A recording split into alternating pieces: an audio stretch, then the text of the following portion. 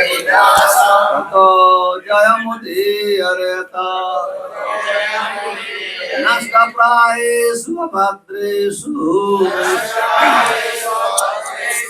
नित्यं भागवत सेवया भगवति उत्तम श्लोके भक्तिर्भवति नास्तके। श्रीमद्भागवतम स्कंद 1 अध्याय 11 श्लोक संख्या 14। सुखदेव गोस्वामी का प्रकट होना। तस्या देवा मे तस्या वरा अवरा ईशा या सक्ता चित्तस्य अभीक्षणा निर्वेदमूलो तुजसापरूपो यत्र प्रसक्तो भयम् आसुधत्ते तस्यैव मेघस्य परावरेषु तस्यैव मेघस्य परावरेषु व्यासक्तचित्तस्य गृहेषु अभीक्षणम् निर्वेदमूलो द्विजशापरूपो यत्र प्रसक्तो भयम् आसुधत्ते तस्यैव मेघस्य परावरेषु व्यासक्तचित्तस्य गृहेषु अभीक्षणम् निर्वेदमूलो द्विजशापरूपो यत्र प्रसक्तो भयमासुधत्ते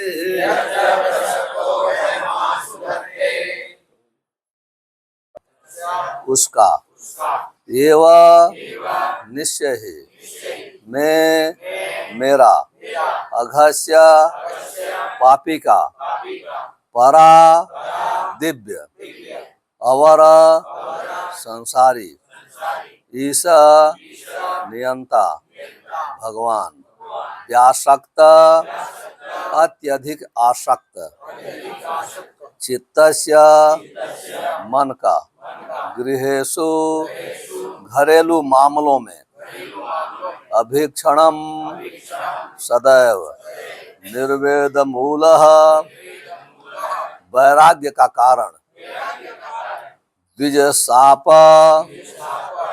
ब्राह्मण द्वारा दिया गया साप रूप के रूप में यत्र जहाँ प्रसक्त प्रभावित भयम भय आसु शीघ्र धत्ते घटित होते हैं। अनुवाद हमारे पीछे दोहराने का कष्ट करें। आध्यात्मिक तथा प्राकृतिक जगत के नियंता भगवान ने ब्राह्मण साप के रूप में मुझ पर अत्यंत कृपा की है। गृहस्थ जीवन में अत्यधिक आसक्त रहने के कारण मुझे बचाने के लिए भगवान मेरे समक्ष इस तरह प्रकट हुए हैं कि मैं भयवश अपने आप को संसार से विरक्त कर लूं। तात्पर्य श्री भक्ति वेदांत स्वामी श्रील प्रभुपाद की। महाराज परीक्षित यद्यपि महान भक्त पांडवों के परिवार में उत्पन्न हुए थे और यद्यपि उन्हें भगवान का सानिध्य प्राप्त करने के लिए दिव्य आसक्ति की शिक्षा प्राप्त थी, तो भी उन्हें संसारी गृहस्थ जीवन का आकर्षण इतना प्रबल लग रहा था कि उन्हें भगवान की योजना द्वारा विलग किया जाना पड़ा। भगवान विशिष्ट भक्त के लिए ही ऐसी प्रत्यक्ष कार्यवाही करते हैं। महाराज परीक्षित ब्रह्मांड भर से आए श्रेष्ठ अध्यात्मवादियों की उपस्थिति से इसे समझ सके। ब्रह्मांड भर भगवान अपने भक्तों के साथ निवास करते हैं, अतः बड़े बड़े संतों की उपस्थिति भगवान की उपस्थिति की सूचक थी। अतः राजा ने महर्षियों की उपस्थिति को परमेश्वर के अनुग्रह का संकेत मानकर उनका स्वागत किया। ओम अज्ञानम तिमिरंधस्य ज्ञानंजन शलाकया चक्षुर्मिलितं येन तस्मै श्री गुरुवे नमः। श्री चैतन्य मनोभीष्टम स्थापितम येन भूतले स्वयं रूप कदा मह्यम ददाति स्वपदान्तिकम्। मैं गुणाकेश प्रभु का स्वागत करता हूँ। हरे कृष्णा कृष्णा कृष्णा हरे हरे, हरे राम। तो आप आ जाइए अंदर, आपको ही देना चाहिए था क्लास से, तो हमको बिठा दिया आप लोगों ने। हे कृष्ण करुणा सिंधु दीन बंधो जगत पते गोपेश गोपिका कांत राधा कांत नमस्ते। तप्त कांचन गौरांगी राधे वृंदावनेश्वरी वृषभान सुते देवी प्रणमामि हरिप्रिये। वंशा कल्पतरुभ्यश्च कृपा सिंधुभ्येव च पतितानां पावनेभ्यो वैष्णवेभ्यो नमो नमः। श्री कृष्ण चैतन्य प्रभु नित्यानंद श्री अद्वैत गदाधर शिवसादि गौर भक्त वृंद। हरे कृष्णा कृष्णा कृष्णा हरे हरे, हरे राम राम राम। तस्वयं मे अघस्य परावेरेशो व्यासक्त चित्तस्य गृहेषु अभीक्षणम निर्वेद मूलो द्विज सापरूपो यत्र प्रसक्तो भयम आसु भक्ते। हरे कृष्णा कृष्णा। सो मैं सर्वप्रथम अपने को बहुत भाग्यशाली समझता हूँ कि हमारे शिक्षा गुरु गुणाकेश प्रभु यहाँ उपस्थित हैं, और पुनः मैं अपने दीक्षा गुरु हिजोलिनेस गोपाल कृष्ण महाराज के चरणों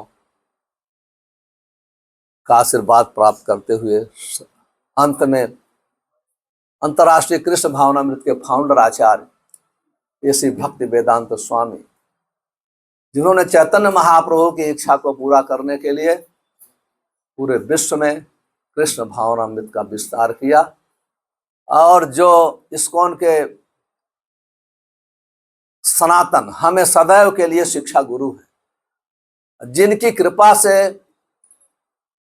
हम लोग को श्रीमद् भागवतम का दर्शन हुआ और श्रीमद् भागवतम का रसास्वादन कर सके। ऐसे महान आचार्य ऐसी भक्ति वेदांत स्वामी के चरणों में मैं प्रार्थना करता हूँ। उनकी कृपा से ही, उनके तात्पर्य से ही मैं दो शब्द को समझता हूँ, वही आप सबके समक्ष प्रस्तुत कर सकता हूँ। हरे कृष्णा। तो हम ये श्रीमद् भागवतम के प्रथम स्कंद का रसास्वादन कर रहे हैं, और इस अध्याय का नाम है सुखदेव गोस्वामी का प्राकट्य। सुखदेव गोस्वामी और महान भक्त परीक्षित महाराज। सुखदेव गोस्वामी का प्राकट्य परीक्षित महाराज के ऊपर कृपा करने के लिए हुआ। ऐसे महात्माओं का प्राकट्य केवल भगवान की कृपा से ही हो सकता है। उसी प्रकार से श्रील प्रभुपाद जी का प्राकट्य चैतन्य महाप्रभु की कृपा से ही हुआ। जब साधुओं का समागम होता है उस समय वातावरण पूरा आध्यात्मिक हो जाता है। इसलिए हम लोग भाग्यशाली हैं। श्रील प्रभुपाद संपूर्ण आचार्यों की टीका का सारांश देते हुए अपनी कमेंट्री, अपना भावार्थ लिखा है। तो यहां इस श्लोक में हम परीक्षित महाराज की महान वैष्णवता का चित्रण पाते हैं। वैष्णव तीन प्रकार के होते हैं: उत्तम अधिकारी, मध्यम अधिकारी और कनिष्ठ अधिकारी। अपने अधिकार के अनुसार भक्तों का सदाचार अलग अलग होता है। एक सदाचार तो हम सीखते हैं, वो कृत्रिम होता है, लेकिन जब हमारी हम भक्ति में आगे बढ़ते हैं, प्रगति करते हैं, तो भगवान के संपूर्ण सद्गुण हमारे में उत्पन्न होते हैं। यस्यास भक्ति भगवत अकिंचना। कौन सी भक्ति? अकिंचन भक्ति। आज अकिंचन भक्ति किसको कहते हैं? कि कृष्ण प्रीत्यार्थ भोग त्याग है। जो भगवान की प्रसन्नता के लिए अपने भोगों को, अपने आनंद को त्यागता है, उसको शुद्ध भक्ति कहते हैं। वो शुद्ध भक्ति का प्रतीक। तो यहां हम परीक्षित महाराज के चरित्र से पाते हैं, एक इंग्लिश में कहते हैं एटीट्यूड। ये महाभागवत का एटीट्यूड क्या होता है? महाभागवत की मनोदशा क्या होती है, इस श्लोक में वर्णन है। अब देखिए, कनिष्ठ अधिकारी का थिंकिंग मनोदशा अलग होती है, मध्यम अधिकारी का अलग होती है, महाभागवत की मनोदशा अलग होती है। महाभागवत की मनोदशा हम लोग की शिक्षा के लिए है, नकल करने के लिए नहीं। तो यहां परीक्षित महाराज, जब हम लोग पीछे कथा में सुन चुके हैं, पिछले श्लोक में परीक्षित महाराज एक बार आखेट कर रहे थे। आखेट करते करते करते भूख और प्यास से पीड़ित हो गए। हालांकि परीक्षित महाराज जैसे राजा कभी भूख प्यास से पीड़ित नहीं हो सकता है। तीन शोक मोह है। श्रीमद्भागवतम के चौथे स्कंध में वर्णन है, जो भगवान की कथाओं में रत होता है, उसको भूख प्यास और मोह कभी सता नहीं सकता। और परीक्षित महाराज तो ऐसे भागवत थे, उनका नाम ही परीक्षित है। परीक्षा करते थे, यही गर्भ में मैं इसी व्यक्ति का दर्शन किया था, इसका किया था, हमेशा वो कृष्ण भावना में थे। ऐसे भक्त को कैसे प्यास सता सकती है, कैसे मोहित हो सकता है? लेकिन भगवान की प्लान है। भगवान ऐसे महान भक्तों को, जैसे अर्जुन को अज्ञान में डाल करके भगवद गीता का उपदेश दिया, उसी प्रकार से परीक्षित महाराज को भूखा और प्यासा रख करके श्रीमद् भागवतम को प्रकट किया इस ब्रह्मांड में। और श्रीमद् भागवतम और भगवान में कोई अंतर नहीं है। एकदम कृष्ण तुल्य भागवतम सर्वे सर्वस्य प्रति श्लोके प्रत्यक्षरे नाना अर्थ है। श्रीमद् भागवतम भगवान कृष्ण के समान है। जिस प्रकार से भगवान कृष्ण सर्व समर्थ हैं, उसी प्रकार से श्रीमद् भागवतम सर्व। हालांकि भगवान के इतना, श्रीमद् भागवतम भगवान से अधिक दयालु है। श्रीमद् भागवतम हम का रसास्वादन करके, भक्तों का चरित्र करके हम भगवान के चरणों को प्राप्त कर सकते हैं, भगवान का सेवक बन सकते हैं, मित्र बन सकते हैं, पिता बन सकते हैं, प्रेमी बन सकते हैं श्रीमद् भागवतम की कृपा से। तो परीक्षित महाराज को इस प्रकार से भगवान में अज्ञान में डाल करके समीक ऋषि के गले में सर्प डला दिया। ये हो इसलिए कहते हैं अघास्य, मैं पापी हूं। सबसे महान पाप है भक्त का अपमान करना। दूसरा पाप कोई महान पाप नहीं है, दूसरा पाप तो ऐसे ही नष्ट हो जाता है। लेकिन जो भक्त का अपमान करता है वो महान पापी है। तो परीक्षित महाराज समीक ऋषि का अपमान, सोचे राजा राजर्षि थे, कैसे हो सकता था? देखिए परीक्षित महाराज का सर्प के समीक ऋषि के गले में सर्प का माला डालना कोई अपराध नहीं है। साधक और सिद्ध होते हैं दो प्रकार। सिद्ध पुरुष जो है भगवान की इच्छा के अनुसार चलते हैं, इसलिए उनको कोई अपराध नहीं लगता है। इसका भृत्य पश्यति नापराधान कदाचित। श्रीपाद रूप गोस्वामी भक्त स्वामी सिंध में लिखते हैं, भृत्य से भगवान जो है अपने भक्त का कोई अपराध लेते ही नहीं है। कभी भी अपराध नहीं लेते हैं। इसलिए सखा करे सखे स्कंधे आरोहण, उनके मित्र लोग कंधे पर जंप कर जाते हैं, मां यशोदा बांध देती है। अर्जुन उनके पीछे रथ पे कहता है वो भयो मध्य रथम स्थापित मेचुत है, मेरा रथ आदेश देता है, मेरा रथ, आप भगवान को आदेश दे सकते हैं, नहीं अपराध है। देखिए अर्जुन आदेश देता है और जब रथ चलाते हैं तो पीछे पीछे से पीठ में मारते हैं, पैर से इधर से ले चलो, इधर से चलो, ऐसे करो, कोई अपराध नहीं। भक्तस्य भृतस्य भक्तस्य न पश्येत अपराधम कदाचन, अपने भक्त का भगवान कभी भी अपराध नहीं लेते। इसलिए परीक्षित महाराज का कोई अपराध नहीं था, लेकिन भगवान ने ऐसी व्यवस्था किया, गले में सर्प डला करके, श्रृंगी ऋषि से श्राप दिला करके सबसे पहले उनकी महानता का परिचय दिया। परीक्षित महाराज कितनी महान है, बाद में भागवत प्रकट हुआ। आप देखिए उनके गले में उनको श्राप दिया गया है, 7 दिन में तक्षक ऋषि के काटने से, सर्प के काटने से मृत्यु हो जाएगी। अभी एक महान वैष्णव ऐसी दुर्घटना को कैसे लेता है, हम लोग के लिए शिक्षा है। कहते हैं यहां अघस्य, मैं महान पापी हूं। हम लोग कभी नहीं, वैष्णव अपराध करते भी हैं, किसी का अपमान कभी नहीं, हम सोचते हैं वो तो ही डिजर्व्स, वो उसको मैंने जोर से डांट दिया, बोल दिया, हटा दिया, वो सजा के इसके योग्य था। हम लोग ऐसे सोचते हैं, किसी का अपमान करके, किसी के समक्ष ऊंची आवाज करके, अपने को सोचते ना ही डिजर्व्स, वो इस सजा के वो योग्य था। मान लो दूसरा कोई बोलता है तो ठीक है, लेकिन जो अपमान करते हैं हम लोग अगर मान लो कोई नहीं बोलता है तो मन में भी फील करते हैं तो हमने अच्छा किया, उसको यहां से भगा दिया। और रूप गोस्वामी तो ऐसा नहीं कहते, ये हमारे आचार्यों की शिक्षा है। रूप गोस्वामी के कृष्ण यस्य गिरिम मनसा गृह्यते, कोई वेग बनाम भगवान का ले रहा है तो उसे मन में प्रणाम करना चाहिए, आदर करना चाहिए।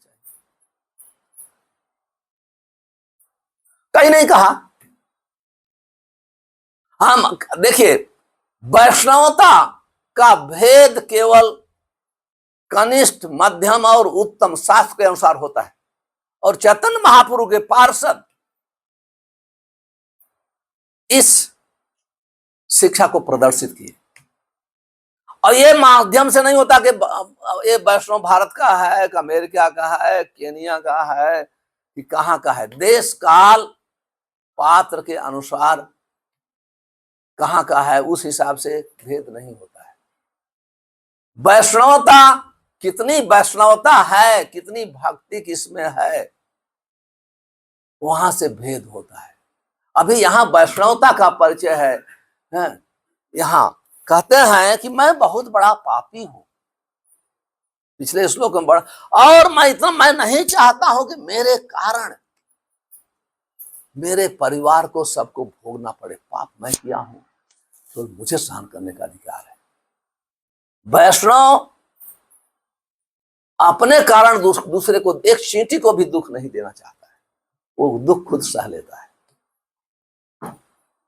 और कहते हैं, आप देखिए ये मृत्यु के श्राप में परीक्षित महाराज क्या देख रहे हैं। कहते हैं व्यासक्त चित्त से गृहेश अभीक्षण है। कहते हैं कि मैं इतना आसक्त था अपने गृहस्थ जीवन। जो भगवान का महान भक्त होता है, अस्थावर देखे, जंगम देखे, ना तारे देखे, वो जो कुछ देखता है भगवान के हाथ को देखता है, भगवान की कृपा को देखता है। चाहे दुख हो, जो भी है। यहां देखते हैं कि मैं गृहस्थ में, अब देख वास्तव में वो आसक्त नहीं है। जितने भक्ति में महान होता जाता है उतना सोचता है कि मैं निम्न हूं। यही लक्षण है। कृष्णदास कविराज गोस्वामी लिखते हैं, पूरी से रकी टहते मुझसे लघिष्ठ, जघाई मधाई है मुझसे पापिष्ट। चैतन्य चरितामृतम के आथर, चैतन्य चरितामृतम टॉप मोस्ट ग्रंथ है। उसके रचयिता कहते हैं कि मैं तो नावदान के कीड़े से भी गरक गया गुजरा हूं। आप सोचिए, वो कहते नहीं है, ऐसे फील करते हैं, उनके जीवन में देखेंगे। हम लोग तो प्रवचन करते हैं लेकिन ऐसे फील नहीं करते। अगर कहीं थोड़ा सा लेट हो गया सत्कार करने में, कहीं माला नहीं मिला, कुछ नहीं मिला, तो अंदर बहुत फीलिंग हो जाती है, बहुत फीलिंग होती है। लेकिन देखिए परीक्षित महाराज दिखाते हैं कि ये भगवान की कृपा है। ये जो हमको श्राप मिला है, ये तो क्योंकि गृहस्थ जीवन में मैं आसक्त था। देखा जाए तो कभी भी आसक्त नहीं थे। उनको गृह, देखिए कोई टेम्पल का प्रेसिडेंट बनता है, टेम्पल कमांडर बन जाता है, उसको छोड़ने में कितना मनाना पड़ता है, कितना लोग को कन्विंस करना पड़ता है। देखिए इतने महान राजा, इस भौतिक जगत का नियम है, व्यक्ति अपने पुत्र को भी जब तक जिंदा है कुछ देता नहीं। बड़े बड़े राजा लोग अपने पुत्र का भी वध कर देते हैं राज्य के लिए। लेकिन परीक्षित ये भक्त है, इसलिए भक्ति वीर राघवाचार्य लिखते हैं, भक्ति वैराग्य दृश्यते, भक्ति वैराग्य से दिखती है। इसलिए कहा गया वैराग्य विद्या निज भक्ति योग है। जिसमें वैराग्य नहीं है वो भक्ति में आगे नहीं है। तो आप देखिए राजा होते हुए सबको लगता है इतने बड़े राजा बहुत आसक्त हैं, लेकिन वो वैराग्य में है। एक क्षण में लोग अपना कोई कपड़ा कहीं खराब हो, उसमें भी किसी को डिटैचमेंट नहीं होता है। लेकिन महाराजा परीक्षित इतने बड़े, क्योंकि भक्त हैं, भक्त में वो भक्त जो है भौतिक, क्यों वैराग्य है, आर्टिफिशियल नहीं। जब वैराग्य आता है अनुभव, जब संसार का अनुभव होता है तब आप जो देखते हैं तो पीड़ामय ही संसार है, ऑटोमेटिक वैराग्य होगा। और क्या कहते हैं शिक्षा के लिए, कहते हैं गृहस्थ जीवन में आसक्त था। कहने का अर्थ है जो व्यक्ति, एक तो ये संसार जो है, कहा गया श्री विश्वनाथ चक्रवर्ती ठाकुर लिखते हैं, संसार दावा नल नील लोक है। ये भौतिक जगत दावाग्नि के समान है। इस दावाग्नि में ब्रह्मचारी को, वानप्रस्थ को और सन्यास को कम गर्मी लगती है। लेकिन इस संसार में भी जो गृहस्थ है, प्रहलाद महाराज कहते हैं गृह अंधकूपम, गृहस्थ जीवन तो एक अंधे कुएं के समान है। एक तो हम लोग संसार में हैं, एक तो संसार में हैं और संसार में ऐसे ही जल रहा है हर आदमी, और इतना जल रहा है फिर सोचता है कि बहुत शीतल है, हम एसी लगा लेंगे गर्मी हो जाए, कुछ ऐसे सब कृत्रिम अरेंजमेंट करता रहता।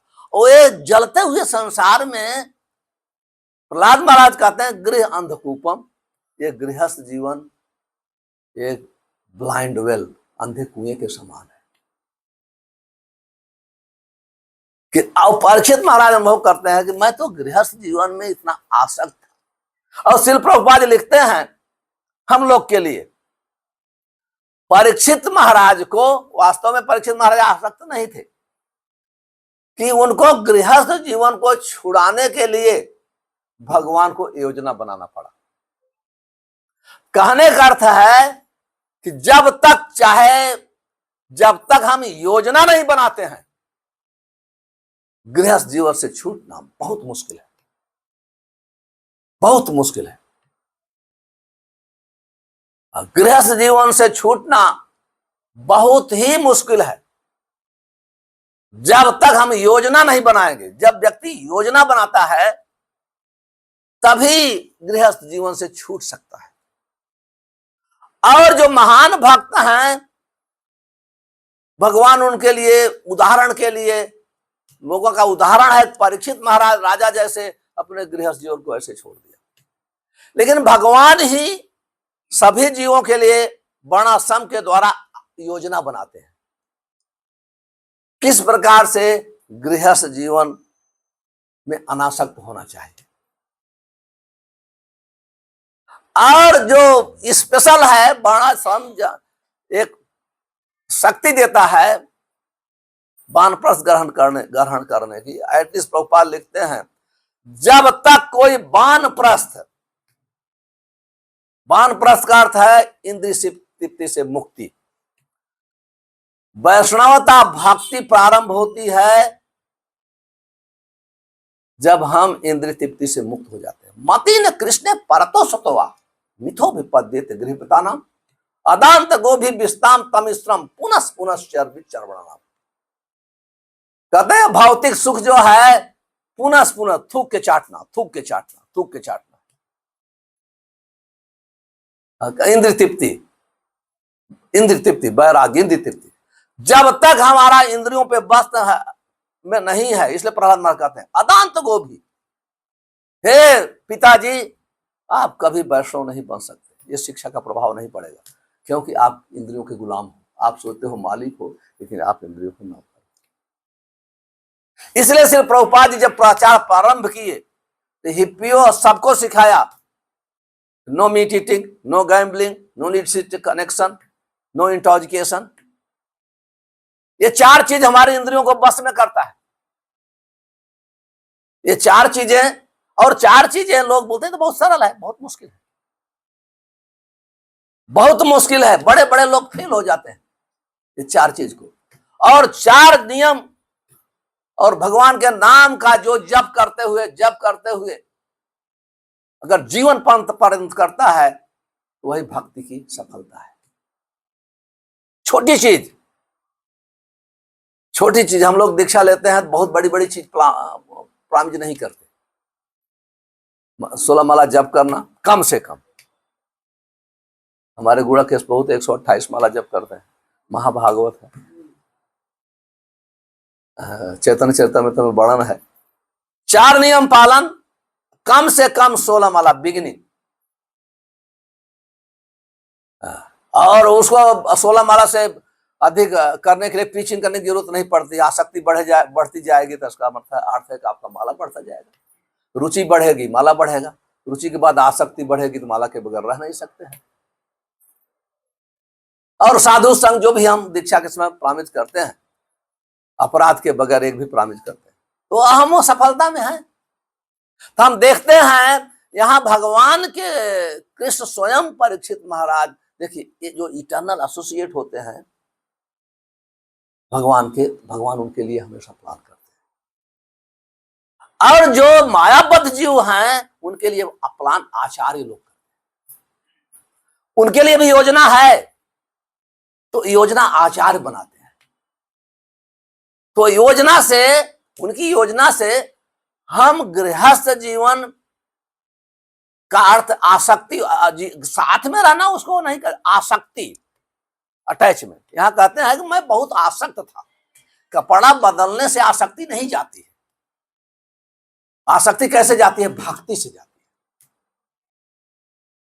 कोई कपड़ा अच्छा ही बात है क्योंकि वो तैयार हो गया है, लेकिन वास्तव में आसक्ति जाती है भक्ति से। जब हम भक्ति करते हैं तभी ही हम इस भौतिक जगत से अनासक्त होंगे। इहा यस्य हरिर्दासे कर्मणा मनसा गिरा, इहा यस्य हरिर्दासे कर्मणा मनसा गिरा, निखिलासु अवस्थासु जीवन मुक्त स उच्यते। श्री रूप गोस्वामी भक्त साम्य सिंधु में लिखते हैं, जो व्यक्ति अपने मन, वाणी और इंद्रियों को, जिह्वा का अर्थ है वाणी, भगवान की सेवा में लगाता है, वो धीरे धीरे भौतिक आसक्ति से मुक्त हो जाता है। और श्रीमद् भागवतम के 4 स्कंध में यही बात वर्णन किया गया, यही वर्णन किया गया वहां कि मत वार्तायाम कुशल कर्मणाम, गृहस्थ, जो गृहस्थ लोग हैं, गृहस्थ लोग के लिए बताया गया। गृहस्थ का अर्थ है जो गृह में आसक्त हो, चाहे कोई भी हो। अगर ब्रह्मचारी भी अपने लिए घर बना के गृहस्थ में आसक्त हो रहता है, सन्यासी भी अपने घर में आसक्त है, वो सब आसक्त लोग हैं। तो उसके लिए उपाय बताते हैं, जो रूप गोस्वामी ने कहा वही उपाय बताते हैं श्रीमद् भागवत। मर्त मद वार्तायाम, जो मेरी शिक्षा है, मेरी वार्ता है, मेरी वाणी है, भगवान की वाणी है भगवत गीता, कथा और कथन। कथन है श्रीमद् भागवतम, सुखदेव गोस्वामी के मुख से निकला। कहते हैं मर्त मत वार्तायाम, जो मेरी वाणी में हमेशा आ सकता है, भागवतम में, भगवत गीता में। जब भी समय मिलता है, गृहस्थ लोग आते हैं, जैसे आपके यहाँ सुबह आप सब गृहस्थ हैं, भागवतम क्लास सब सुन के जाते हैं, काम पे सब भागवतम क्लास सुन के जाते हैं। और ये सुनने से धीरे धीरे धीरे धीरे अनासक्ति होती है, तो आसक्ति बढ़ती है। दोनों साथ तो नहीं सकते, आसक्ति अनासक्ति दोनों साथ में नहीं जाएगी। ऐसी दवा है, जैसे आप बीमार हैं, अगर दवा का फायदा है तो आपकी बीमारी दूर होगी, इसको ही वैराग्य कहते हैं। उसी प्रकार से जब हम श्रीमद् भागवतम भक्तों के मुख से सुनते हैं तो आर्टिफिशियल वैराग्य नहीं आता है, कपड़ा बदलने की जरूरत नहीं पड़ती, वो इंद्रिय तृप्ति में लिप्त नहीं होता है। इंद्रिय तृप्ति में जल में कमल जैसे रहता है। चैतन्य महाप्रभु के कितने बड़े बड़े भक्त थे, कितने बड़े बड़े भक्त थे। कूर्मा विप्र ने कहा, चैतन्य महाप्रभु में अपने घर तो मुझे जला रहा है, गृहस्थ जीवन, घर का अर्थ है गृहिणी, मैं जल रहा हूं, इसलिए मैं आपके साथ चलना चाहता हूं। चैतन्य महाप्रभु कहते हैं नहीं, तुम अपने घर पे रहो परिवार के साथ, लेकिन जब मेरा प्रचार करोगे, जाओ यही जाके देखो, ताके करो कृष्ण उपदेश, हमार आज्ञा है जाओ और देश, जाकर देखो तारे करो कृष्ण। यही चैतन्य महाप्रभु, आप गृहस्थ हो, लेकिन ठीक है मेरी आज्ञा है अपने गृहस्थ जीवन में रहो, लेकिन जिसको भी देखो कृष्ण का उपदेश, भगवदगीता का प्रचार करो। इसको कहते हैं मद वार्तायाम, जो मेरी वार्ता है। गृहेश मता, जो गृहस्थ लोग हैं, जो मेरी वार्ता में, हम मेरी भगवत गीता की शिक्षा में, शिक्षा का अर्थ होता है पालन करना, प्रचार करना, पालन करना, प्रचार। प्रभु जी ने हमको कहा कि थोड़ा बुक डिस्ट्रीब्यूशन में भी बोलना चाहिए, तो शिक्षा का अर्थ है। अब प्रभुपाद जी का देखिए, चैतन्य महाप्रभु चाहते थे कि पृथ्वी त्याचे यदि नगराद ग्राम सर्वत्र प्रचार होइबे मोर नाम, पूरे पृथ्वी पर मेरा नाम प्रचार होना चाहिए। और चैतन्य महाप्रभु ने कूर्मा विप्र को आदेश दिया कि अपने घर पे जाओ, अपने देश में जाओ, पूरे विश्व का गुरु बनने की जरूरत नहीं है, अपने परिवार का गुरु बनो, समाज का गुरु। आपकी ताकत है परिवार का बनो, ज्यादा ताकत है समाज का बन जाओ, और ताकत है देश का बनो, और बहुत ताकत है पूरे विश्व का बन सकते हो, क्योंकि विश्व का गुरु जीव तो नहीं बन सकता, भगवान कृष्ण ही जगत गुरु है। अब उनकी शिक्षा का जो एज इट इज प्रचार करता है, उनका प्रतिनिधि श्रील प्रभुपाद जगत गुरु है। तो यही कि जहां भी रहिए, प्रतिदिन शिक्षा का श्रवण करना चाहिए और उसका गान करना चाहिए। श्रवण ताम श्रद्धया नित्यम गृहतस्य स्वचेषितम काले नाद दीर्घेन भगवान विशते। श्रीमद् भागवतम वर्णन है, जो भगवान की शिक्षा का श्रवण करता है और अपने जीवन में अभ्यास करके गान करता है, बहुत शीघ्र उसके हृदय में भगवान प्रकट हो जाते हैं, भगवान विशते हृदय।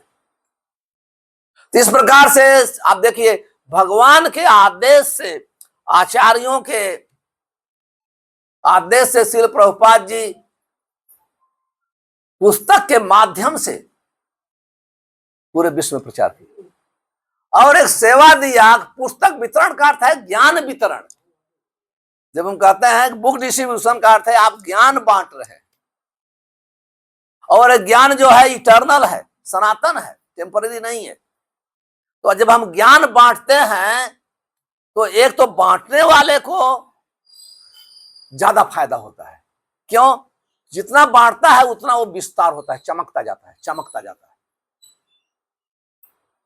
आप देखिए, पहले श्रील प्रभुपाद जी को बिगिनिंग में पुस्तकें उतना नहीं लोग जानते थे, जैसे उनका ज्ञान का विस्तार प्रारंभ हो, लोग जितना ज्यादा बुक डिस्ट्रीब्यूशन हो रहा है, प्राइम मिनिस्टर नरेंद्र मोदी भी ग्लोरीफाई करते हैं, बाहर के भी प्रेसिडेंट लोग ग्लोरीफाई करते हैं।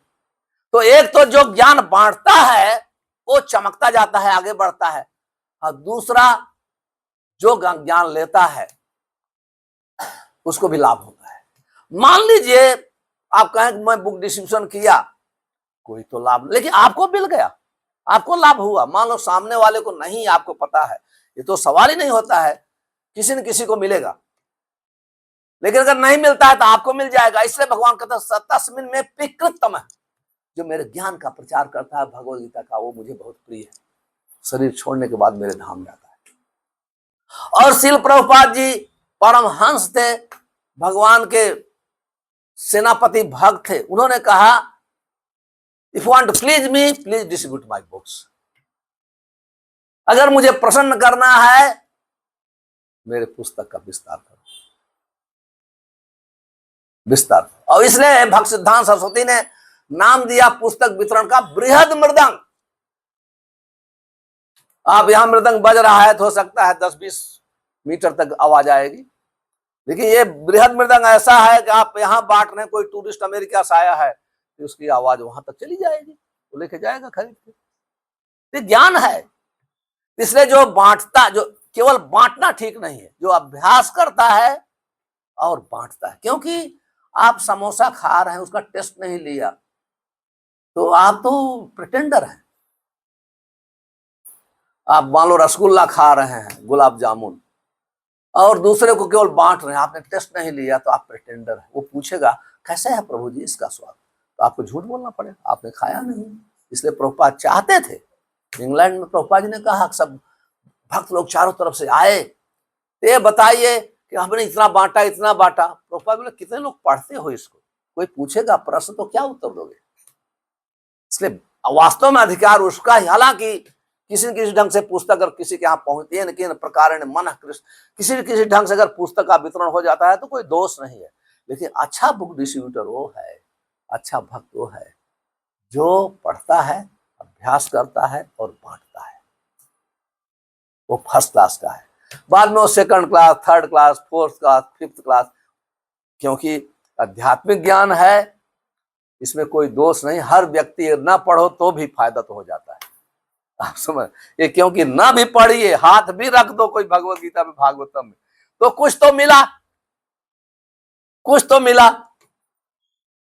उसमें दोष नहीं है। लेकिन जो फर्स्ट क्लास का डिस्ट्रीब्यूटर है वो पढ़ता है, लोगों को कन्विंस करके, प्रीचिंग करके कन्विंस करके पुस्तक देता है। जब कन्विंस करके देगा तो ले जाके बुक डस्टबिन में नहीं फेंकेगा, एक कॉर्नर में नहीं रखेगा। आप कन्विंस किया है तो जाके तुरंत पढ़ना चालू करेगा। तो उस प्रकार से फर्स्ट क्लास का बुक डिस्ट्रीब्यूशन होना चाहिए। हालांकि कोई भी प्रकार का डिस्ट्रीब्यूट जो है, कैसा भी, अगर घी बांट रहा है तो दोष नहीं है, लेकिन जो खुद खा के हेल्दी है और बांट रहा है तो एग्जाम्पल है, देखो मैं जो दे रहा हूं, मैं मेरा हेल्थ कितना अच्छा है, वो फर्स्ट क्लास का है।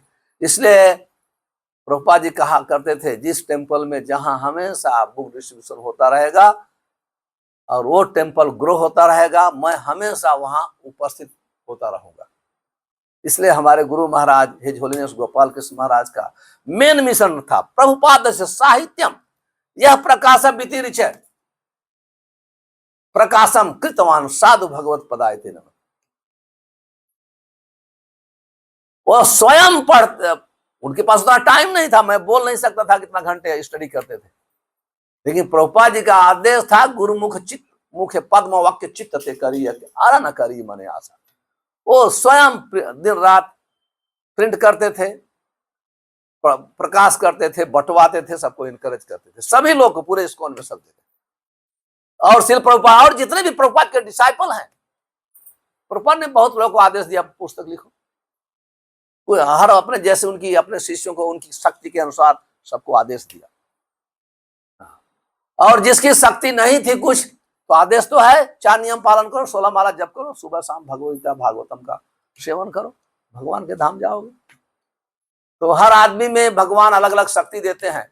इसलिए परीक्षित महाराज महाभागवत थे। इन्होंने, आप देखिए, हम लोग को एक शिक्षा ये भी मिलती है, हर व्यक्ति को इस भयभीत रहना चाहिए। भयम शब्द है, भयम आसु धत्ते। ये संसार बहुत भयावह है। यहां कंफर्टेबल जो सोचता है वो सपना देख रहा है। कैसे कंफर्ट हो सकता है? जीवो जीवस्य जीवनम, एक जीव दूसरे जीव को खाता है। हम जिस जगत में रह रहे हैं, कोई एक बड़ा वृक्ष जो है, फल्गुन च महताम, ताकतवर वृक्ष छोटे वृक्ष को दबा देता है। यहां भय है, चिड़िया 2 पीस अनाज खाएंगी, हमेशा ये साइड देखती रहे। भय है। और जो भयभीत नहीं है वो पागल है, अज्ञानी है।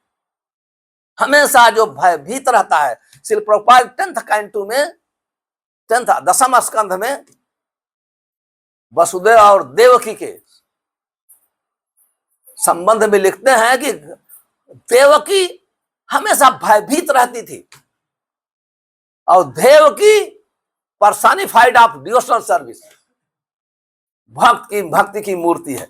और भयभीत रहने से उसकी भक्ति में तेज आते गया। जब हम भयभीत रहते हैं, केयरफुल रहते हैं, जैसे हम चोर से भयभीत रहेंगे तो अच्छा से लॉक करेंगे, अलार्म ऑन करेंगे, सब करेंगे। हम भयभीत नहीं रहे, खोल देंगे चारों तरफ से, तो चोर तो आएंगे ही, मच्छर आएंगे, कीड़े आएंगे, सर्प आएंगे, सब लोग आएंगे। उसी प्रकार से अगर हम सतर्क रहते हैं तो माया के प्रकोप से हम बचते हैं, माया के प्रकोप से बचते हैं।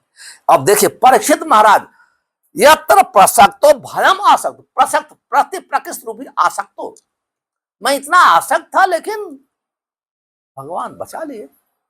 भगवान तो अपने भक्त की रक्षा करते हैं, इसलिए हम सभी की भगवान ही रक्षा करते हैं। साधक को साधु के द्वारा रक्षा कराते हैं, साधु रक्षा करता है, साधु उसके जीवन का प्लान करता है। और जो भगवान के अंतरंग एसोसिएट हैं, भगवान डायरेक्ट उसकी रक्षा करते हैं। हालांकि रक्षा तो कृष्ण से होती है, चाहे साधु के माध्यम से हो या डायरेक्ट हो। और जो साधु के माध्यम से होती है वो रक्षा ज्यादा ताकतवर होती है, तो ज्यादा ताकत उसमें होती है। क्योंकि हो सकता है भगवान खुद कभी कभी भूल भी जाएं रक्षा करने, लेकिन साधु अगर बोल दिया है तो भगवान तो कभी भूल नहीं सकते। इसलिए हर भक्त को साधु की शरण लेना चाहिए और साधु की शरण में अभ्यास करना चाहिए। परम साधु हैं चैतन्य महाप्रभु कृष्ण, तो साधु आए और उनके पास परम साधु हुए शिक्ष गोस्वामी से रूप रघुनाथ पदे, जो रूप और रघुनाथ की शिक्षाओं के अनुसार चलता है। और वही जो है उनकी शिक्षा भक्त समय सिंधु है, उपदेशामृतम है, भागवतम पे सब टिप्पणी लिखा, गोस्वामियों ने कमेंट्री लिखा। और हमारे आचार्य लोग उनकी शिक्षा का पालन करते हुए वर्तमान समय में वही प्रचार कर रहे हैं, वही अभ्यास कर रहे हैं। तो हमारा समय हो गया, शायद 2-4 मिनट ज्यादा ले लिया। हरे कृष्णा हरे कृष्णा। मैं अरविंदाक्ष प्रभु को पुनः धन्यवाद देता हूँ और हृदय गुड़ाकेश प्रभु के चरणों में प्रार्थना करता हूँ। कोई त्रुटि हो तो क्षमा करें और मुझे आशीर्वाद दें कि मैं थोड़ा आज अपने भक्तों, जो हमारे आचार्यगण हैं, गुरुजन हैं, उनके शिक्षा के आधार पर अपना जीवन चला सकूं। हरे कृष्ण। कोई प्रश्न है किसी को पूछिए, तो गुड़ाकेश प्रभु बैठे हैं, उत्तर देंगे आपके प्रश्नों का। आप उनसे परिचित होंगे। तो मैं तो अफ्रीकन हूँ, अफ्रीका भला मेरी बॉडी इंडियन है लेकिन मैं अफ्रीकन हूँ। अफ्रीका में 40 साल से प्रचार कर रहा हूँ, 35-40 साल से, 38-40 साल, इसलिए मेरा एक्शन भी थोड़ा अफ्रीकन है, बोलने का ढंग भी अफ्रीकन है। वहाँ से यूज टू हो गया हूँ। तो गुड़ाकेश प्रभु के आदेश से ही मैं पहली बार आया गुजरात में प्रचार करने। फिर भी आप लोग का कोई प्रश्न है तो पूछिए, जिज्ञासा करिए। हम बुक डिस्कशन करते हैं, जीवन सार्थक करे करो परोपकार। हमारा जीवन ही सार्थक नहीं होता, परोपकार कैसे करें? मैंने बताया, अभ्यास करना चाहिए, बांटना चाहिए।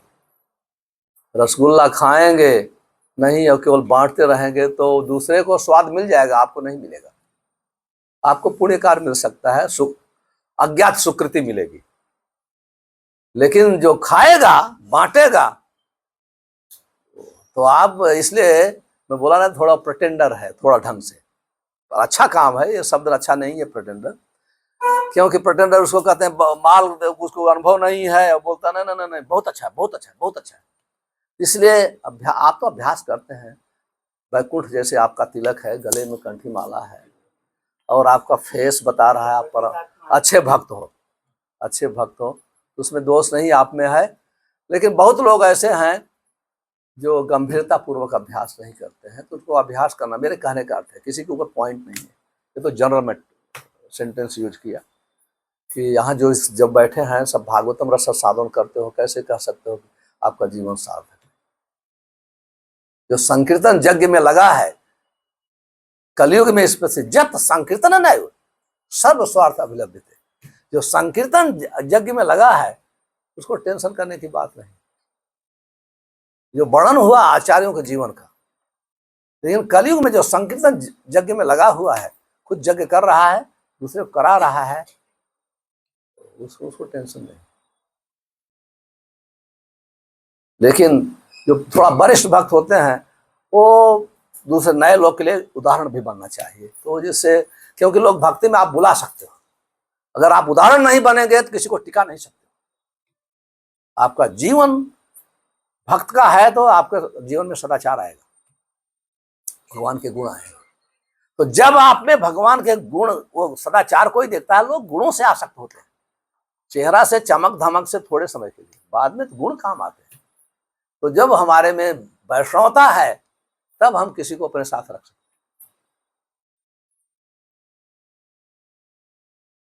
वैष्णवता तभी आएगी हम साधन भक्ति अच्छे से करें। और प्रश्न है किसी का? इसको कोई भक्ति में आने के बाद हमारी भौतिक जो इच्छा है वो तो लगभग कम हो जाती है, हम लेते हैं, लेकिन आध्यात्मिक इंद्रिय भोग जो होता है, प्रतिस्पर्धा है, मान सम्मान, वो आध्यात्मिक नहीं, वो भी भौतिक है। इसलिए तुरंत अपने गुरु के पास जाना चाहिए। साधक को हमेशा साधु शास्त्र गुरु से बधा हुआ रहना चाहिए। तो जैसे साधक हैं, जैसे मेरा भक्त, परीक्षित महाराज भक्त है, हम लोग भक्त प्राय हैं, हम साधक हैं, सिद्ध नहीं है। तो साधक के जीवन में कोई दुख पड़ता है, क्योंकि भक्ति जो है, कहते हैं यथा अग्नि सुसमधार्चित करोति यथान शुद्धव, भक्ति हमारे पाप कर्म को जला के राख कर देती है। यदि अगर आपके जीवन में कुछ दुख आ रहा है, दुख नहीं आ रहा है, आपकी वासना बढ़ रही है, तुरंत साधु के पास जाना चाहिए, क्योंकि ये वासना को एक सेकंड में नष्ट करती है भक्ति।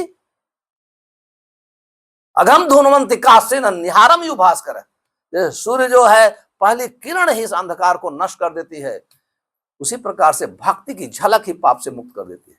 लेकिन आप में फिर भी आपका, अगर पाप से मुक्त हो गए, दुख होना नहीं चाहिए। अगर हो रहा है तब साधु के पास जाओ, तो साधन जो आपका ढूंढेगा, आप साधन में क्या मिस्टेक कर रहे हो, आपको दुख नहीं होना चाहिए, क्योंकि भक्ति का गुण है किलास किलसाग्नि। अगर दुख हो रहा है तो आप साधु के पास जाओ, आप साधक हो। सिद्ध पुरुष का दुख भगवान के भाव को बढ़ाने के लिए होता है।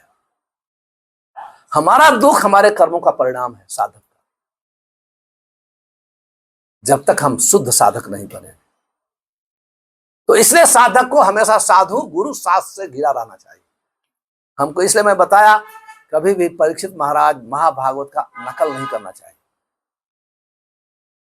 हम ऐसा सोचेंगे नहीं हमारे दुख आएगा तो हम ब्लेम करेंगे, हम इतना माला करता हूं, कुछ परिणाम ही नहीं निकल रहा है। साधु के पास जाए, बताएगा आप यहाँ अपराध कर रहे हो, आपका जीवन ठीक नहीं है, आप ऐसे चलो, ऐसे चलो, ऐसे चलो। आप समझ क्लियर? Thank you. तो पूरा हो गया, तो अभी हम समाप्त करते हैं। मैं पूरा अरविंद दास प्रभु का धन्यवाद देते हुए हरे कृष्ण महामंत्र के साथ आज की भागवत कक्षा का समापन करता हूँ। हरे कृष्णा कृष्णा कृष्णा हरे हरे, हरे राम राम राम हरे। ग्रंथराज श्रीमद् भागवतम की जय, श्री प्रभुपाद की जय। हरे कृष्णा। तो आज प्रभु की हमारे इसमें उमापति प्रभु की तरफ से हमें इतना सुंदर अद्भुत प्रवचन सुनने को मिला। तो ये हमारा बहुत बड़ा सौभाग्य है कि एक महारथी यहाँ बैठे हैं, एक महारथी वहाँ बैठे हैं। तो प्रभु जी ने बताया कि हम सब साधु शास्त्र और गुरु से कवर्ड होने चाहिए, ढके हुए रहने चाहिए। तो ये बहुत ही सुंदर बात बताई। हम लोग जिस अवस्था में हैं, बहुत कच्ची अवस्था में हैं और इनके आश्रय में हमेशा रहना चाहिए। तो मैंने कुछ पॉइंट्स लिखे हैं, 2 मिनट में मैं खाली पुनरावलोकन कर लेता हूँ, जिससे कि आपको वापस एक रिवीजन हो जाएगा। प्रभु जी ने क्या क्या बताया। तो प्रभु जी ने बताया कि महाराज परीक्षित की महान वैष्णवता का इस श्लोक में चित्रण हमें प्राप्त हो रहा है। शुद्ध भक्त जो होते हैं वो हमेशा कृष्ण की प्रीति के लिए भोग को त्यागते हैं। और एक महाभागवत की क्या मनोदशा होनी चाहिए, इस श्लोक में हमें वर्णन प्राप्त होता है। और ऐसे महाभागवत की मनोदशा हमारी शिक्षा के लिए, ना ही हमारी नकल के लिए है। जो भक्तगण होते हैं, शुद्ध भक्त, 4 स्कंद में बताया कि वो कभी भी भूख, प्यास एवं मोह से वो ग्रसित नहीं होते हैं। श्री भागवत और कृष्ण तुल्य हैं, लेकिन फिर भी श्रीमद् भागवतम अधिक दयालु है, क्योंकि भागवतम में भक्तों के गुणगान सुनने से हमें कृष्ण के चरणों में प्रेम होता है और 5 रसों में हम स्थापित होते हैं। सबसे बड़ा पाप है भक्त का अपमान करना। उससे बढ़कर कोई पापी नहीं है जो भक्त का अपमान करता है। साधक और सिद्ध 2 व्यक्ति होते हैं। परीक्षित महाराज सिद्ध हैं, इसलिए भगवान उनका कोई अपराध नहीं लेते। ये तो भगवान की योजना थी। परीक्षित महाराज ने के साथ जो दुर्घटना हुई वो हमारी शिक्षा के लिए है। चैतन्य चैतामृत के रचयिता कृष्णदास कविराज गोस्वामी भी अपने आप को इतना फील करते कि मैं इतना गिरा हुआ हूँ। तो जो शुद्ध भक्त होते हैं वो जितनी ऊंचाइयों पे जाते हैं, वो इतना अपने आप को गिरा हुआ मानते हैं। हम तो प्रवचन में बोलते हैं, लेकिन वो लोग तो मानते हैं। और वानप्रस्थी, सन्यासी और ब्रह्मचारी को संसार दावकने में इतनी गर्मी नहीं लगती जितनी गृहस्थ व्यक्ति को लगती है। और प्रहलाद महाराज कहते हैं गृहम अंधकूपम। और आगे बताया है कि भगवान कृष्ण हमें वैराग्य की शिक्षा देते हैं गृहस्थ जीवन में वर्णाश्रम के द्वारा। जब भक्ति तभी शुरू होती है जब हम इंद्रिय तृप्ति से फ्री हो जाते हैं, मुक्त हो जाते हैं। और आगे बता रहे हैं कि 16 माला और 4 नियम पालन करना पूरे जीवन भर, ये इससे हमारी भक्ति का प्राकट्य होगा। अगर हम 4 नियम पालन करना आसान नहीं, लेकिन पूरे जीवन भर हमें करना, उससे पता चलेगा कि हम कितने गंभीर हैं। जो भगवान के नित्य पार्षद होते हैं उनकी भक्ति की योजनाएं भगवान बनाते हैं, कैसे वो भगवान के पास आए। और जो मायाबद्ध जीव होते हैं उनकी योजनाएं आचार्य बनाते हैं। कपड़े बदलने से आसक्ति नहीं आती, भक्ति में बढ़ने से ही आसक्ति जाती है। आगे बताया है कि शिक्षा का अर्थ है शिक्षा का पालन करना और प्रचार करना, और ग्रंथों का वितरण करना मतलब ज्ञान का वितरण करना। और इसमें सबसे ज्यादा लाभ जो ज्ञान को बांटता है उसको होता है। अगर सामने वाले को हो नहीं हो, लेकिन बांटने वाले को तो लाभ मिलता ही मिलता है। प्रभुपाद कहते हैं कि जो मुझे प्रसन्न करना चाहता है वो मुझे पुस्तक वितरण से बहुत ज्यादा सुख मिलता है। और आगे बताया प्रभु जी ने कि बृहद मृदंग, मतलब हम अगर ये मृदंग बजाते हैं तो इसकी आवाज 15-20 मीटर तक ही जाती है, लेकिन अगर हम ग्रंथों को वितरित करते हैं तो क्या पता कोई व्यक्ति यहाँ पे आए और अमेरिका ले जाए ग्रंथों, दूर तक उसका आवाज जाती है। तो सबसे अच्छा पुस्तक वितरण वो है कि भक्त खुद पढ़ें, उस ज्ञान का आस्वादन करें, ग्रहण करें और उसके बाद बांटे। तो सबसे अच्छा पुस्तक वितरण वो है। आगे प्रभु जी ने बताया कि संसार, अगर कोई व्यक्ति को संसार में भय नहीं लग रहा है, इसका मतलब पागल है। यहाँ पे एक जीव दूसरे जीव को खाता है, जीवो जीवस्य जीवनम। इसलिए हमेशा हमें भयभीत रहना चाहिए। और उनके उदाहरण में प्रभु जी ने देवकी का उदाहरण दिया कि देवकी हमेशा भयभीत रहती थी, इसलिए उसमें भक्तिमान मूर्ति, उन्हें भक्ति मूर्ति कहा जाता है और भक्ति का तेज में वो बड़ी हुई थी। इस प्रकार से प्रभु ने बहुत सारे पॉइंट लिखे, मैंने थोड़े कुछ लिखे हैं। उन्होंने बोला तो बहुत कुछ था, लेकिन इससे हमें कुछ शिक्षा मिलेगी। आगे थोड़ा सा प्रभु जी का मैं इंट्रोडक्शन दूंगा।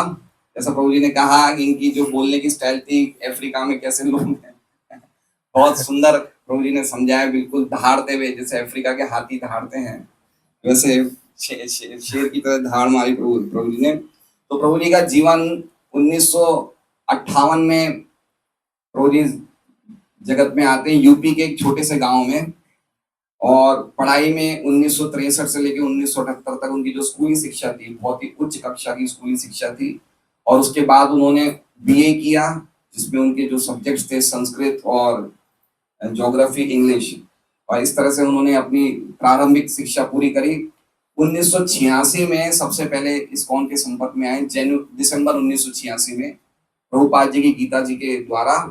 और एक महीने बाद ही 1987 की जनवरी में, 16 जनवरी 1987 में वो फुल टाइम ड्यूटी ज्वाइन हुए। और उन्होंने शुरू के दिन से ही 16 माला शुरू कर दी।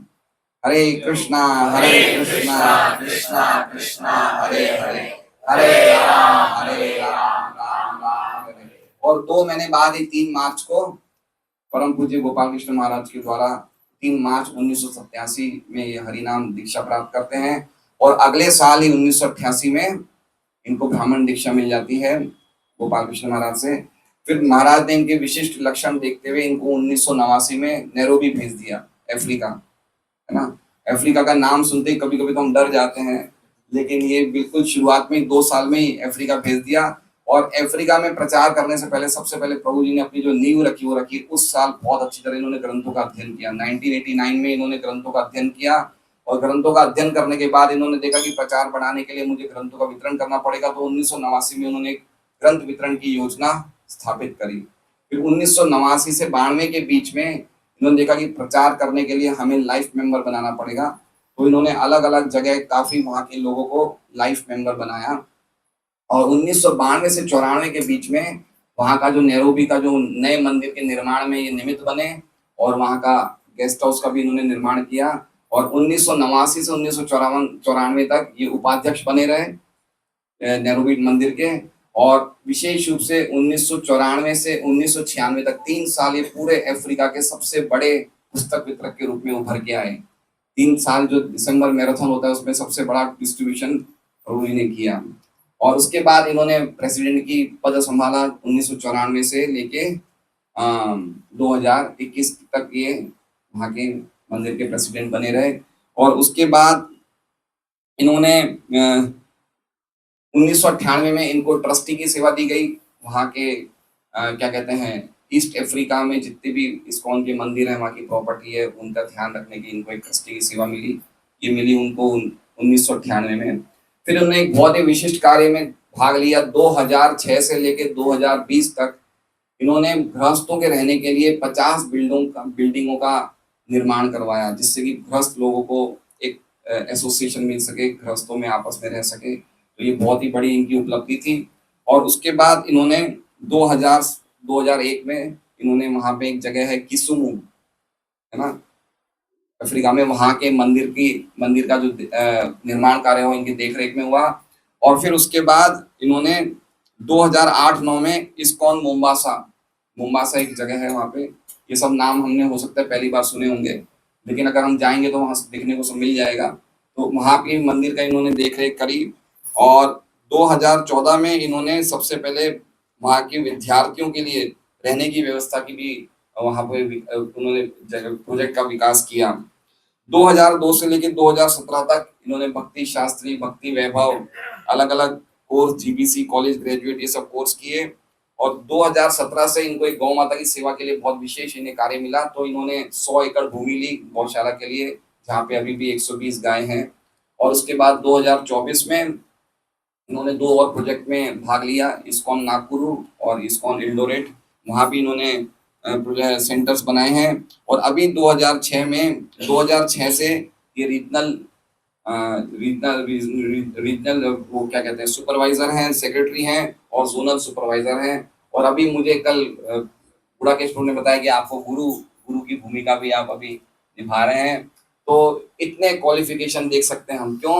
क्योंकि जैसा अभी हमने 4-5 दिन पहले कहा था एक क्लास में कि जब प्रभुपाद के ऐसे काफी शिष्य हुए जो छोटी सी उम्र में ही फुल टाइम डिवोटी बन गए, तो हम देख सकते हैं कि प्रभु जी ने कहा कि हम लोग को अगर अभी कुछ नहीं कर पा रहे, एटलीस्ट कम से कम वानप्रस्थ में प्रवेश करके हमें भक्ति को गंभीरता से लेना चाहिए। और अद्भुत प्रभु जी का ये जो हम सुनने को आ रहा है, बहुत ही अद्भुत शिक्षाप्रद है। इन्होंने जो जो किया है हमारे समाज के लिए, इस्कॉन समाज के लिए, तो हम बहुत बहुत खुश हैं, सौभाग्यशाली समझ कि आज उनके मुख से हमें इतना सुंदर क्लास सुनने को मिला। तो उनके स्वागत में एक बार हम हरे कृष्ण महामंत्र को उच्चारण करेंगे। हरे कृष्णा कृष्णा कृष्णा हरे हरे, हरे राम राम राम हरे हरे। आप आशीर्वाद दीजिए प्रभु कि आपकी तरह हम जितनी सेवा तो नहीं कर पाए जीवन भर, लेकिन थोड़ा बहुत भी हमें अगर लेश मात्र भी कुछ मिल जाए तो हम कुछ सेवा करने में अपने आप को निमित्त बना पाए। मैं तो एक्चुअली मेरे में शक्ति नहीं है, मैं गुड़ाकेश प्रभु के आशीर्वाद, हिजोले ने उसको पाल कृष्ण महाराज के आशीर्वाद से किया। मेरे में तो शक्ति नहीं है, तो आपके समक्ष आपके साथ में है तो ये उनसे आशीर्वाद, मेरे में क्या शक्ति है। मैं तो कोई बोलता ऐसे चलो ऐसे चला, बस इतना है कि हमको ऐसे चलो ऐसे चला बस। अगर आप चलेंगे तो पहुंच जाएंगे, अगर चलेंगे ही नहीं तो कैसे होगा। अगर आपको जाना है तो पहला पैर जो हटाया है आगे चला है तो एक पैर तो बढ़ गए आगे, तो जब हम उधर ही खड़े रहेंगे तो कैसे अपने गंतव्य पर पहुंचेंगे। मेरे में शक्ति तो नहीं है, लेकिन ये सब कोई व्यक्ति हमारी अपना अनुभव बता रहा, कोई भक्त अपनी शक्ति से कार्य नहीं करता। सफलता आध्यात्मिक जीवन में आचार्यों और भक्तों की कृपा से होती है। इसलिए जो है आचार्यों के बताए हुए रास्ते पे चलता है तो चलेगा। अगर चल रहा है, कोई धीमा चलेगा कोई तेज चलेगा, कोई धीमा चलेगा कोई तेज चलेगा।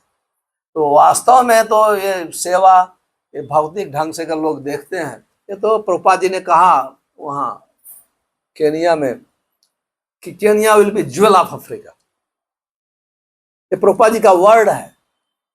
तो हमारे ऊपर कृपा इतनी है कि हमको थोड़ा सेवा मिली, नहीं तो होना था, वो होगा। तो इसलिए जो इस प्रकार से जो आदमी चलता है वो पहुंचता है। बहुत सुंदर बात बताई कि हमें कम से कम चलने की जो इच्छा रखें, चलेंगे नहीं तो फिर कैसे पहुंचेंगे। तो हमें इनके आज अनमोल वचन सुनने को मिले, बहुत बहुत धन्यवाद प्रभु जी। हो सके तो आप आज प्रस्थान कर रहे हैं, कल हैं यहाँ पे? मैं तो हूँ अभी लगभग 28 तक। अच्छा इसको तो पता नहीं मेरा आप प्रोग्राम अपने वो प्रभु जी लोग को बुक पता होगा है। कहीं ना कहीं। ठीक है, बहुत बहुत धन्यवाद प्रभु जी। हरे कृष्णा कृष्णा कृष्णा हरे हरे, हरे राम राम राम हरे। आज का प्रसाद